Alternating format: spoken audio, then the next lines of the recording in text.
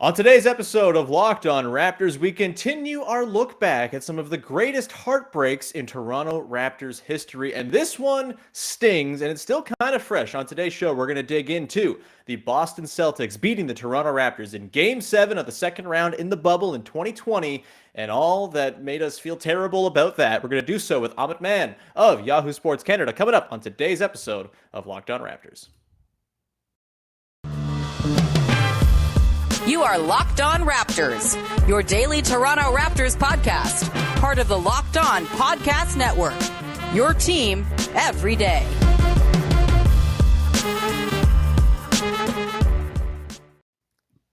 Hey, what's going on? Welcome to episode number 1227 of Locked On Raptors for Wednesday, August the 3rd. I'm your host, Sean Woodley of RaptorsHQ.com. You can find me on Twitter as always, at WoodleySean. You can find the show at Locked On Raptors, where you can follow, subscribe to, rate, review the podcast. It's much appreciated. You can do it on all your favorite podcast apps for free. It's so great. You can also go to YouTube and subscribe for free as well. Big fat red subscribe button. You can't miss it. Press it and support the show. We love you very, very much for doing so. And on today's show, we are joined by Amit Mann of Yahoo Sports Canada to continue our look at the greatest heartbreaks in Toronto Raptors history. Things have been pretty good for the Raptors the last few years, the last decade, really. So it's always fun to go back and think of the times where we were not so happy, even though it's all part of the journey. It's all in service of something bigger regarding the team that we love so much. And Amit, thanks so much for being here, man. I'm excited to talk about today's heartbreak, even though it is one of the worst ones I can recall. I am not excited to talk about this, but thank you for inviting me on this podcast to talk about the worst moment in Raptors franchise history, at least to me, because it was awful. It was very depressing. It was bad stuff. It was bad. We're going to get to it in a sec. Just a reminder, yesterday we talked with Oren Weisfeld about the DeMar DeRozan trade and the instant feelings of sadness that he had, and apparently like the deep trauma that imposed upon him. It became a therapy session yesterday if you haven't listened to it. It was a lot of fun.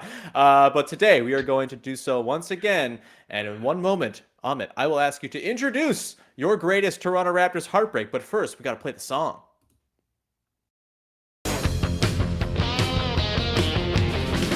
LeBron is like a tidal wave spinning over my head. A dozen put-back misses and a brick by Fred. In order to become winners, had to trade beloved Double D. First round sweep by the Wizards after Paul Pierce blocked Kyle Lowry. You're a heartbreaker, dream shaker. Dwayne Casey, don't you mess around with me. You're a heartbreaker, vintage trader. Boggs taker, don't you mess around. Colangelo. That's right. It is. That's the first time I played that for a real live human being. I'm sorry in advance. Or I guess not in advance. It's already played. There's nothing I can do. Cat's out of the bag.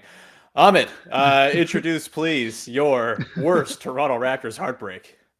Put that in the Hall of Shame, I must say. Can't argue with that. Yeah, gosh. Well done, but I hate you. But well done.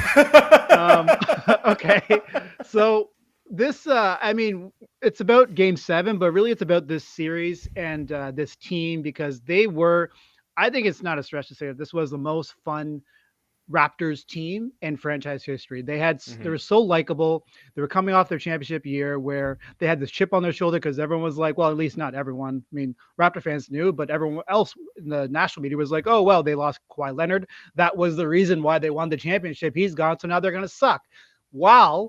All these guys are like, no, we're not going to suck. We're going to be damn good, actually. And then throughout that season, before obviously the pandemic, we're watching them win games with injuries and all these comebacks. They just kept on finding ways to win games. And it didn't matter the opponent. It didn't matter who was on the floor. If it was like Terrence Davis, Chris Boucher, Matt Thomas, Kyle Lowry was going to find a way to win games and make like 28-point comebacks happen.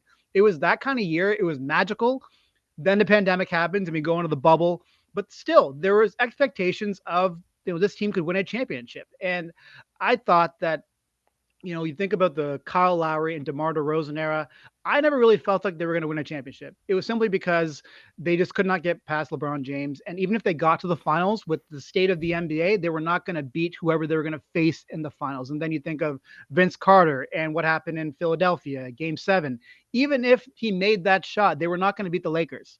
But this team in 2019-20, they were in a position to actually win it all.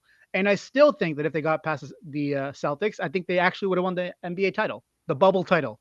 You can say that it was, a asterisk title or whatever you want, but an NBA title was given out, and I think the Raptors really could have won that. In that series, things just did not go their way. And Pascal Siakam, Marc Gasol, they were not themselves. And that was kind of their undoing in a lot of ways. But even within that, we had this belief that they were going to win because of Kyle Lowry, his game 6 performance, OG Anunoby hitting that shot, Fred VanVleet after that shot, saying, in quoting, at least when he was walking to the locker room, he said, they bleeped up now by giving us this chance. Then it almost happened, man. Like, it really felt like they were going to pull this off, even though at multiple times in that series, they did not look like the best team because the Celtics were damn good. The way they came out in game 1, it was really impressive. The way they dominated at times. The Raptors' margin of error was very small, and the Celtics had a bigger one. But the Raptors were such a disciplined team at times, and in game 7, they weren't so much. But they were a very disciplined team, and they just knew how to win games. And that rang true in that series. That's where they were able to get it to a game 7. Obviously, when they got to game 7, things did not go the way that we were hoping, but for a lot of reasons. But that was definitely probably the worst moment in my Raptors fandom because I thought they could win a championship if they just got past the Celtics. Yeah, we're going to unpack all that went wrong in the later parts of Game 7 in the next segment, but I do just want to sort of unpack some of that there. Yeah, I'm with you. This was the most fun regular season the Raptors ever had, and it's such a crime that it was cut short by the pandemic and the shutdown, and sort of, I think, adds more to the case that the Raptors, more than any other team, were the most affected by the pandemic. Obviously, having to play in Tampa kind of wins that on their own, but they also had a season where they were a more than 60-win team by the projections, cut short, and it derailed an all-NBA season from Pascal Siakam. It derailed all sorts of amazing things that were going on, and it really, really stunk. And that's even considering the fact that they went like 7-1 in the bubble and then swept the Nets and looked amazing in that stretch. It was so fun to watch those games. I'm so wistful for bubble basketball because it's the only thing we had going on. I remember I was in Nova Scotia in a 2-week quarantine in the cottage that we were staying at, just watching bubble basketball every day, and it was amazing. I had the most fun of my life. I was by the ocean watching ball in a bubble where all the guys were rested and fresh, and it all was just so entertaining. Yeah. And then you get to the Celtics series, and as much as the bubble maybe didn't quite feel like it had the same stakes as like a typical NBA season, it honestly felt to me like I cared more about those games than I've ever cared about basketball games in my life, just because it was the only thing going on in our lives at the time, the only sort of ray and beacon of sunshine and hope. And it really was a huge letdown to see them lose that game 7, after a series where it was scintillating, man. Like the first couple of games, they lose those, and you're thinking, all right, maybe they've met their match here. This has been a magical season, but Pascal doesn't look quite right, and maybe this is just where it all ends. And then they have the game 3 with the game winner, the Kyle pass over Taco Fall. I still see in my dreams. It's so beautiful and perfect. And then the OG making it and all that stuff. I don't shoot to miss. We get all of that sort of wonderful stuff to add to the fabric of recent Raptors history. It did kind of feel like that was in a way a team of destiny because they were during the title defense. They had lost Kawhi. They were in a lot of ways a better team than they were the previous season. I don't think they necessarily had the same championship pedigree as they would have had they had Kawhi. That team probably steamrolls to the finals and wins in 19 games in the playoffs, all told. They go 16-3 or something crazy like that if they bring back Kawhi and are fully healthy. But it just, that season ending like that was a huge punch in the balls because it was such a fun season all the way up through then. And, in my estimation, the best Kyle Lowry Raptors season, he had better statistical seasons, but never did he put the team on his back like he did for stretches of that year. And probably, in my estimation, the best Kyle Lowry series as a Raptor as well in that second round against the Celtics, where he was the only way they were scoring buckets sometimes. He was putting Daniel Tice on his ass, and he was scoring with ease. It was a sight to behold. Let's talk about Game 7, though, because Game 7 is where things really, really got depressing. We're going to get to that in just 1 second, but first I want to tell you about our friends over at betonline.net, the fastest and easiest way to check out on all of your sports betting needs and get all the info you need to be the informed wagerer on every league that there is. The NFL's coming up. You want to put some futures bets down, you can do that. Preseason, I think, starts like this week as you're listening to this. You got Major League Baseball going strong into the stretch run. The Blue Jays are killing it. I'm assuming they still haven't lost. We're recording this on Monday, the 25th. They've won 6 in a row. They just beat the hell out of the Red Sox. I'm guessing by the time you hear this, they've won 14 games in a row or something crazy like that. Go bet on the Jays to win the World Series. You can do that over at BetOnline as well. You can get all the information you need to get injury updates. You get everything, podcast breaking it all down so you can be the informed wagerer and not just indiscriminately toss your money at bets that are going to lose. Head to BetOnline today. Use your mobile device to learn more about the trends in the action. BetOnline is where the game starts. And we continue on now with your first listen of the day, looking back at the loss to the Boston Celtics in the second round back in the bubble playoffs. One of the greater Raptors heartbreaks that's ever heartbreaked. Game 7. The Raptors lose 92-87.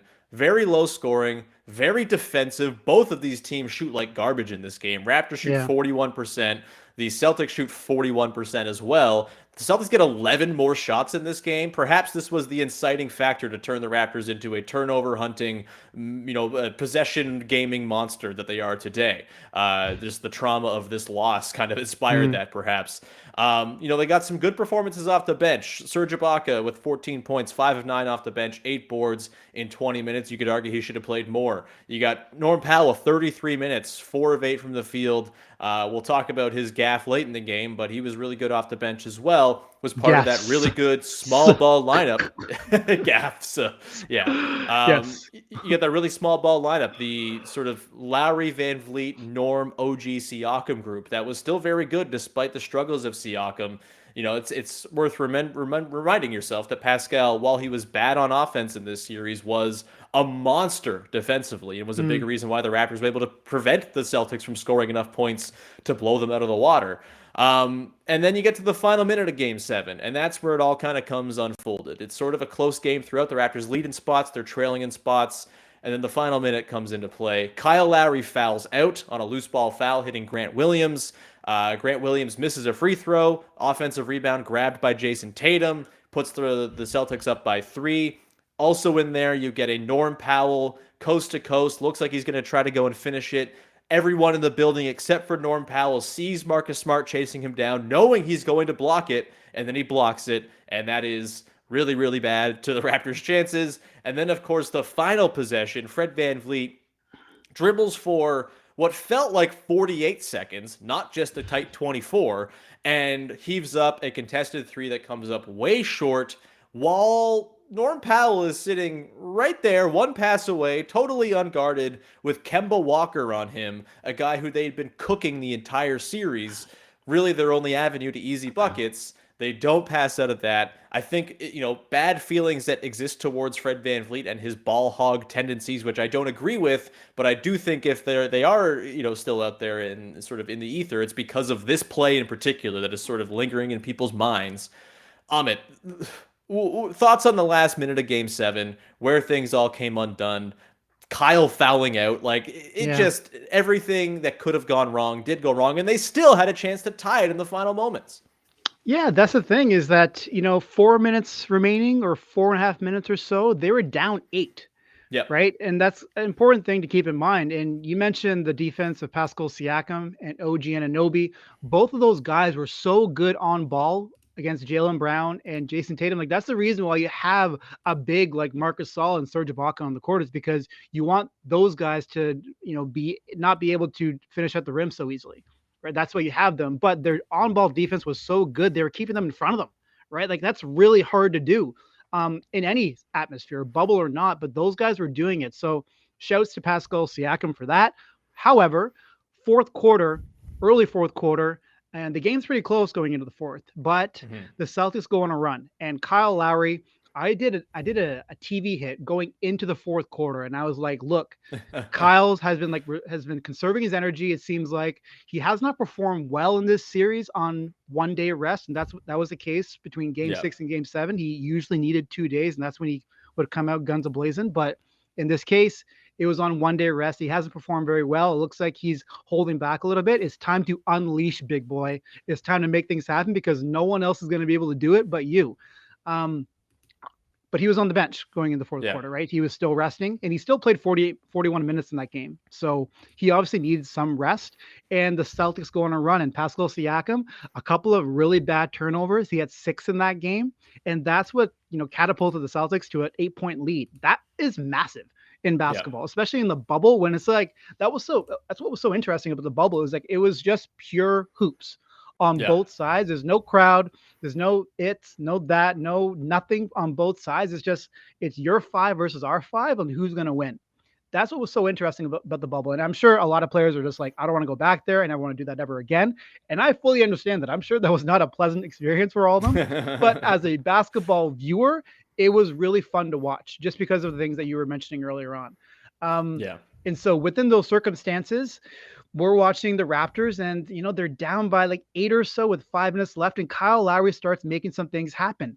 And he's also making things happen on the defensive end and not good things. He's fouling for no reason. He fouls Marcus Smart with like 1 second left on the shot clock on a fadeaway three. Like there's no reason to do that. But Kyle, like he's an aggressive defender. And obviously, the stakes are pretty high at that time. And actually after the game, Kyle talked about the turnovers that they had. And he said, we made some undisciplined decisions, and that's what really cost us because they had 18. And while the Raptors were the team that had the championship pedigree, they were also the team that looked like they were a little bit shook in that Mhm. fourth quarter. They were recognizing the moment and they were making some smart plays. But in a game 7, usually because both teams know each other so well, it's the margins where you lose it. Right. It's the Yeah. rebounding, it's loose balls, it's turnovers, missed free throws. And that's where the Raptors lost it. It was like those kinds of plays and also a series of plays, towards the end of the game. Yeah, I'm curious. Here's a question for you. Of all the Mhm. sort of cursed images from this series, what is the one that lives most rent free in your head to this day? It would be, um, I think it would be Norm Powell not boxing out Jason Tatum. I It's That's a that good one. or it's Norm Powell being blocked by Marcus Smart. I mean, Hmm. at the moment, like I went back and I looked at the play and I was like, man, like Norm could finish that. But he didn't get his body on Marcus Smart. So Marcus Smart had like a great path to the basketball to block him. So that was a mistake on Norm's part. But in the moment, I could see why Norm was doing that. He's like the fastest guy in the court, north south. So he could definitely beat him down the court, but he didn't get his body on him. And Yeah. it's funny that in game 6, right, that there was a similar play where Norm did get his body on him and he finished for an and one in the overtime period. This time he doesn't do it, and Marcus Smart blocks the hell out of him, and I think that would have made it a tie game, right? Hmm. So that's the play that really sticks out to me. It's probably it's both Norm plays. That's why I said gaffes because there were a few Yeah. mistakes on his part. That's a good How one. about how about By you? the way, on the note of Game 6, we're not going to talk about it that much on today's show because that's actually a happy moment. What a game that was. Maybe the best Mm, Kyle playoff game we've ever seen. It was incredible. We'll probably do a rewatch of that game and get happy about it at some point. But as far as the image that lives rent-free in my head, it's the recurring nightmare of Pascal Siakam thinking he could post up Jaylen Brown and or Marcus Smart yeah. over and over and over and over Mm, and over. And it just, I think that represents the very clear nadir of Pascal Siakam's career. I know people will point to the Tampa season and all the missed, game winners and stuff and say, oh, that's as bad as he's ever been. That's just wrong. Like, he was a lot better in the Tampa season than he gets credit for. It's where the seeds of all of this playmaking mastery yeah. started to sort of germinate. He was pretty good, all things told, in that Tampa season, and the team came undone.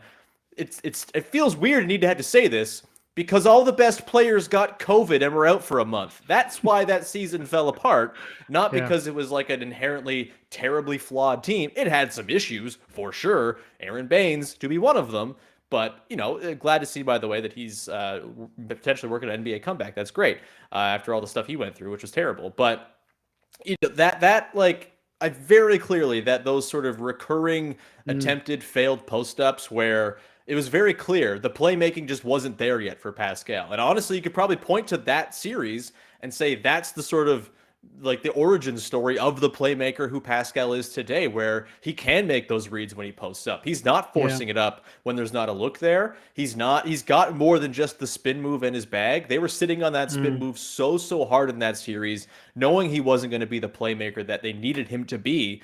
And like it felt like the definition of insanity playing out on a basketball floor. And I felt badly for Pascal. Again, I think he doesn't get enough credit for how amazing he was defensively in that series. Like he was probably the best defender on the Raptors in that series. And that sort of speaks to, I think, the floor that he brings as a player. It's not like a situation like DeMar in the past where his offensive flaws are exposed in the playoffs and he's giving you nothing defensively, so you just bench him for enormous stretches. Like, you couldn't bench Pascal because without him, they were not stopping the Jayson Tatum, Kemba Walker, Jaylen Brown-led Celtics. And so, yeah, really, really a tough series for Pascal. But as someone who is a huge Pascal guy and has always been a big believer in him, I do kind of think it was a necessary moment for him too to sort of form himself as a player. And of course, this all came on the heels, if you read the great Michael Grange piece this past year, of a really awful 4 or 5 months for Pascal, where he literally could not leave his condo in Toronto and could not play basketball. And I just don't know if you can really account for the amount of rust that would have been on him going into that series, coupled with all of the still sort of growing phases he was going through as a player at the time. So yeah, that I think for me is sort of where my heartbreak usually lies. I just feel really bad for Pascal because he's got no ideas. He's just, all right, I'm going to try to post up this guy who's smaller than me, and it's going to go horribly, and things are going to fall apart. I'm going to turn it over and boot it around a bunch. And that really sort of stands out, I think, to me as the sort of lasting image of that series, in addition to Kyle Lowry being an absolute monster and moving aside large people with his butt every time he drove to score. Any last thoughts on Game 7? I want to get into the sort of aftermath of Game 7 and sort of had they won, what would have happened conversation in a sec. But any last thoughts on Game 7 and feelings, the things that made you sad, et cetera, et cetera? The floor is yours. Yeah, I mean, just on Pascal Siakam and Marc Gasol as well, because both of them really struggled from three. And when I say they struggled, I mean they combined to shoot 6 of 48 from three in that series. Woof. 6 of 48. Okay, and you can't that's it. Those are two of your 7 rotation players, and they're shooting that badly from three. Pascal had a game where he shot 2 of 13. Like, you cannot rebound from something like that. Marc Gasol resulted to cutting his hair. He was in his hotel room cutting his hair because he's like, I don't know what else to do. I'm going to cut my hair, and maybe that's going to help me. They were that bad offensively, and obviously both of them are great defensively. That's never been in question. But when you only are really playing 7 players anyways, and 2 of them are kind of liabilities to some degree from the 3-point line, teams can snuff that out, and they're going to use it against you. Jayson Tatum said himself, I think it was earlier on this year, maybe around January or something like that. So obviously before their playoff run, that bubble series against the Raptors was the toughest one that he's ever faced because of the on-ball defense of Pascal Siakam, the amount of ways that the Raptors could just get into you and make you uncomfortable. So all I have to say is that, like, I mean, that was a very good team. They were great defensively. It was offensively where they really just could not keep up. And on Pascal Siakam and what he endured and what he dealt with, I remember after that game, and reporters were asking Kyle Lowry about, like, what's Pascal going to learn from this? And he said he's going to use all this as fuel to catapult himself to new levels, just like I did in 2015 when the Raptors were swept by the Wizards.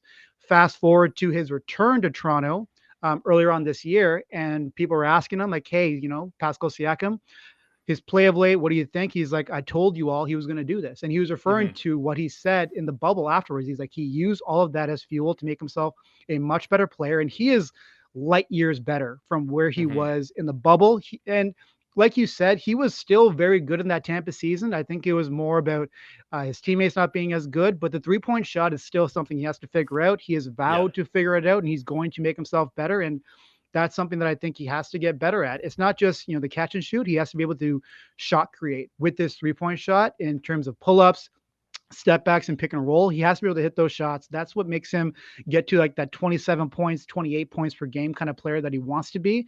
And that it really is the difference. Like his spin move, his mid-range game took a huge step this season. Those are all very good, but he has to be able to hit threes. That's going to change the ceiling of the Raptors for this season, future seasons, and that's going to be the difference maker for what he's going to be for the rest of his NBA career. It has to be the 3-point shot. God, remember at the start of that season when they were just blowing the hell out of everybody, and like Pascal was taking like run up, pull up threes? Like, yeah, man. Because I remember against the Blazers, he had like an absolute supernova of a game where he just was like, yeah, I'm just gonna step into this 3 over CJ McCollum, and it's gonna be nothing. I'm gonna score 40 a whole bunch of times. I don't think that was the best version of Pascal. Like, he was not a well-rounded player at that point. He is now, and Kyle Lowry. Dude knows what he's talking about, I guess, is the sort of takeaway of what you just said there. The man is smart and can see things coming in the future. We're going to continue on here and dig into what would have happened had the Raptors won. The Heat, of course, ended up beating the Celtics in the next round to go on to the finals and lost to the Lakers. We will examine exactly how we think things would have gone for the Raptors had they advanced past Boston. We'll get to that in one sec. But first, just a reminder, you can go listen to Locked On Blue Jays wherever you get your podcast for free as Ben Schulman and Matt Bonaparte take you through the entirety of the Blue Jays schedule every day, breaking down everything that's going on with your favorite team, hitting all them dingers. Vlad's amazing. It's all there for you. Go and check it out. Locked On Blue Jays, free and available on all your favorite podcast apps and on YouTube every single day. All right, we continue on here with the look back at one of the great Raptors heartbreaks, Game 7, and the loss to the Boston Celtics in the bubble. And now we ask, what if? What would have happened had the Toronto Raptors made it through that Celtics series?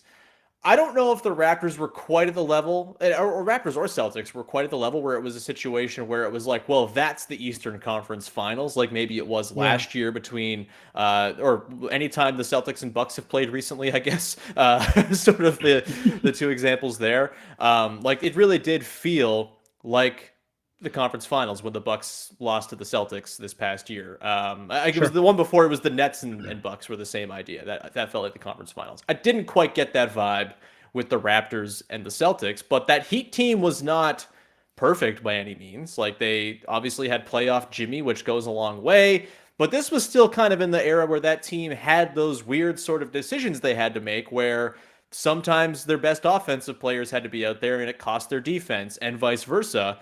I don't think they were even as good as maybe they were last year when they made it all the way to the conference finals and lost to the Celtics. They were horribly injured when that happened, but as a team, they kind of made a lot more sense across the board.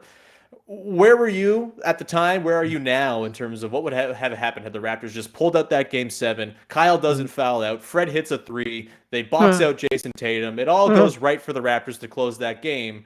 Where do you think the Raptors end up? Well, think about that season is that parity returned to the NBA, right? So it really was about matchups and who you're going to face. And I remember Zach Lowe going into that Raptors Celtics series. He's like, the Celtics may be the only team that can give the Raptors problems because of the size that they had at all positions. And essentially, I'm sure that was part of the vision of how the Raptors ended up being where they are now. They found something with that, with that small ball lineup. They found something, but they thought, we have to improve our size and get bigger and stronger and more athletic at all positions. And we're going to take over the world. That was their plan. That's what they learned from it. And so against the Miami Heat, first off, I do want to mention one more thing. Just because there was one good thing that came out of that Game 7 catastrophe. It was a photo of Nick Nurse in the deepest squad in NBA history. I tweeted it. Yes, I tweeted it on his birthday. What day are we doing this podcast? It was July 24th, I believe. If you want to look at it, go ahead and find it. I cannot believe if he did not split his pants, then I would say that, he's got some miracle pants. I tell you that right now, because it was insane how deep of a squat he was in. And I still use that photo for memes and what have you. But anyways, on the Miami Heat, the thing about Miami and the Raptors is that, one, they had performed pretty well against Miami in the bubble and also earlier on the season. And Jimmy Butler was exceptional, but the Raptors had a lot of players that could guard Jimmy Butler. And the Celtics, they have they have good on-ball defenders, but not like great ones by any means. At least I don't think so. Like they're good, but not great. I think that's what made the Raptors so good is that they had Pascal Siakam and OG Anunoby, who are so athletic, so long, and all that kind of stuff. And the Raptors' deficiencies were more about them not being able to hit shots. They were able to do it. They were able to get the good shots. They just could not execute it. Meanwhile, if Jimmy Butler is up against OG Anunoby and Pascal Siakam, and they got Marc Gasol as their anchor big, and they got Kyle Lowry, leading the ship, and Fred VanVleet had his moments against the Celtics, but he actually performed pretty well against the Miami Heat throughout the season. I think the Raptors were in a really good spot to beat the Miami Heat. I think they were a matchup similar to the Celtics being a bad matchup for the Raptors. The Raptors were a bad matchup for the Miami Heat. If you get what I'm saying? Yeah. Yeah, I think like they would have been able to exploit the weak spots in the defense of the Heat. And like the Heat notoriously had a lot of trouble handling both Fred and Kyle. Like Kyle would go off against Miami because they didn't have point guard defense, right? Like they had Goran Dragic still at this time was sort of their main point of attack lead guard defender. And, I'm sure they would have switched Jimmy Butler onto Kyle at some point, but there always would have been an option to attack that sore spot. And Bam, I would imagine, would have given Pascal some trouble for sure. And maybe we see a continuation of Pascal's struggles, but I don't think it would have been quite as pronounced as like everyone on the Celtics has a real shot to guard Pascal here. They could have done a little bit more sort of, I think tapping into that pick and roll that was so effective that season that basically drove one of the best clutch offenses in the entire NBA. The Kyle and Pascal pick and rolls, whether it was the 4-1 or the 1-4, whatever way you wanted to run it, feel like there would have been ways to exploit that. And I think the Raptors defense that season was so good that it probably would have slowed down Miami enough to win that series. It probably would have gone 7. Like it was not going to be an easy series. The Heat are a nightmare team to play, and they were kind of a team of destiny a little bit that year. But I do think the Raptors would have stood a pretty good chance of making it to the finals, which would have just been an incredible story, making it to the finals after losing Kawhi Leonard, all they went through to be an even better team on paper, not in practice, but on paper for sure. Like that would have been just unbelievable, sort of make movie out of it type of stuff. I don't think they would have beaten the Lakers in the finals. I think I'm reasonable enough to say that Lakers team was really good. It was before they traded all players for bad players is the thing. And I think that team, because it was the bubble, does get sort of underrated just because it was the bubble and everyone wants to discredit it. But like that was Anthony Davis at the peak of his powers. That was LeBron James at the peak of his powers. Both of those guys would have been the 1 and 2 best players in that series. KCP was really good for that team. Kyle Kuzma was really effective for that team.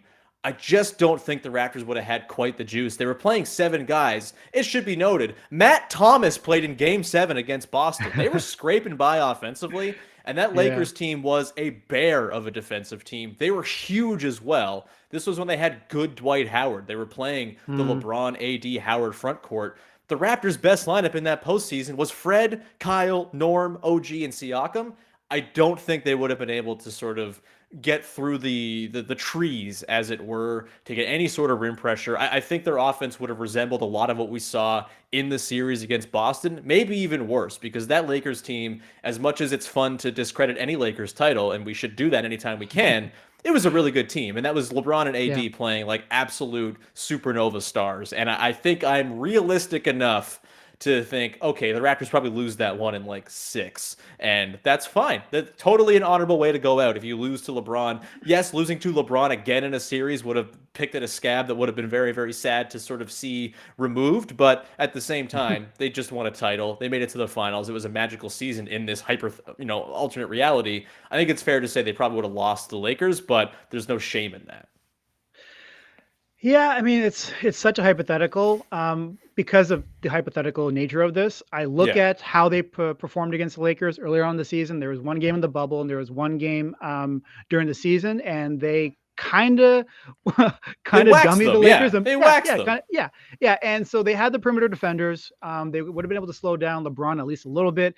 Anthony Davis could have been a problem, but the good thing about Miami and the LA Lakers is that it would have allowed the Raptors to play their true defense, where they had always Marc Gasol or Serge Ibaka on the court, 2 stretch bigs, 2 anchor bigs who can block shots. Obviously, Marc Gasol was a little bit better at it. Maybe his 3-point shot comes around. Maybe he feels a little bit more flowy with his hair. Maybe it grows in. I don't know what's going on. But it would have allowed them to play the system in the way in which they intended to. And for Kyle Lowry, I wonder what they would have done with Kyle on the Lakers side. He was doing really well against them in the pick and roll, and he was causing a lot of issues around the rim. Would they have switched, LeBron onto him to avoid some of that? Then maybe they had Anthony Davis on the back end. It would have been really interesting to see what would happen. I feel like they could have had a real puncher's shot against the Lakers, but I mean, in the end, like you said, LeBron James is LeBron James. While he was a bit more of an age LeBron James, he's still LeBron, still probably the smartest player, one of the smartest players in NBA history, and he just has a knack of finding ways to win. So yeah, it would have been a tricky one. Maybe Pascal Siakam gets in better shape by the Lakers by the NBA Finals. Who knows, right? Yeah, it's a lot of hypotheticals, but at least, like you said, it would have been great to see kind of the Raptor fan base and the players feel that vindication that yes, we were that good, but that when we played that well without Kawhi Leonard in the championship season, it wasn't just due to the circumstances or for anything like that. It was because we were all very smart players who knew how to win games in a variety of ways. And it would have been nice for them to have that, because I don't think we ever got it, right? Because of the pandemic and how Pascal Siakam kind of performed, and Marc Gasol wasn't able to level up with his shooting. And offensively, it's still an issue for the Toronto Raptors. We're talking about 2019-20, and there's still an issue with their offense. But defensively, and even still, they're still a great defensive team. So we'll have to see where things go this season. But that year, certainly, it was a year missed with what it could have been. Definitely. And yet still, I think back on that season extremely fondly overall. And even the Celtics series, while it ended horribly, there's lots of really awesome stuff that will be forever sort of indelible to Raptors history, which is great. One of the sort of underrated things we missed out on by the Raptors losing that game 7 and not making the hypothetical finals is I do think it would have been sort of like another confirmation of something that I think is already true, but to have it happen with a different team playing Kyle Lowry and LeBron James against one another, like, I think it would have been like a stamp of Kyle is one of the great foils of LeBron's career. And yes, LeBron beat him every time, but I do think that sort of, you always think back to sort of the recurring characters in Michael Jordan's career, for example, right? It's those Knicks teams. It's, Reggie Miller. It's guys like that. Like Kyle could have been, or I think still probably is to some extent, one of those guys for Kyle or for LeBron. But having it happen in the finals would have been just very, very juicy and delicious, especially considering the level Kyle was playing at that season, the level that LeBron was obviously at, where he was probably, we haven't seen him be that good since. Might be the last great LeBron that we ever, like the truly untouchable, transcendent best player in the world, LeBron. That might be the last we've seen we've seen of him was that year. And I think it's a shame that we didn't get to see that sort of Kyle LeBron crossing of their narratives once again, because those two guys have been, like, without question, LeBron and Steph are like the main characters of the NBA over the last 10 years. Kyle Lowry is like not far down the billing of like the main characters of the NBA since 2010 or so. And it would have been cool to get another one of those sort of cross-pollinations. But with that, I think we can probably bring this one to an end. Amit, any last shots, parting shots about this series, about Game 7 against Boston? And also feel free to promote anything you'd like. Well, just on the point you made about Kyle Lowry and LeBron James, because it is an interesting point. And, you think of during LeBron's, I guess, dominance of the Eastern Conference, there were certain players that went toe-to-toe to him and showed that they weren't scared. So you think of Paul George in Indiana. He had his moment. Victor Oladipo in Indiana as well had his moments. Jayson Tatum had his moments with the Celtics. And Kyle Lowry, again, the DeMar thing, like, he struggled a lot against CLA or against LeBron. He got into his head a little bit. And, there were times, obviously, with Dwayne Casey just sat him because DeMar was a liability. But Kyle Lowry was never scared. And some of those games, especially even when they got swept and LeBron hit that, ridiculous shot in Game 3, guess who led the charge to get it to that moment? It was Kyle Lowry. And he performed very well in those series against the Cavaliers. Sure, they didn't go the way that you intended, but Kyle Lowry was very good in the playoffs. He was making good decisions. He was never scared. He hit big shots. He kept the Raptors in games. Obviously, it amounted to 0. However, the performance was there from Kyle Lowry. It would have been really cool to see him get that last parting shot against LeBron James. But what do you do? As for myself, content, Yahoo Sports Canada, Find us on your podcast apps. Find us on YouTube. Subscribe there. Excited for the upcoming season. Excited to not talk about depressing things because this was a heart-wrenching podcast. So thank you, Sean Woodley, for inviting me on to discuss all the things that made me sad during that bubble year. And keep doing great work. Thanks, man. Yeah, it's I've succeeded if I've made you sad with this series of episodes. So I'm glad to know this was a smashing success for the second straight day. We'll have more of these episodes coming up. On Friday, we are going to examine a great heartbreak with our pal Freddie Rivas.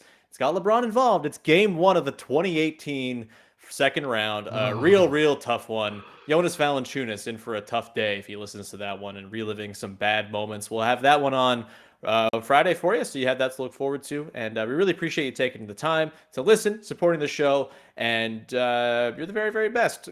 Make us your first listen every day. Go make your second listen Locked On Blue Jays, as they are covering the Jays as they hit the stretch run now. And we will talk to you again on Friday with another great heartbreaking Raptors history on Locked On Raptors. Bye-bye.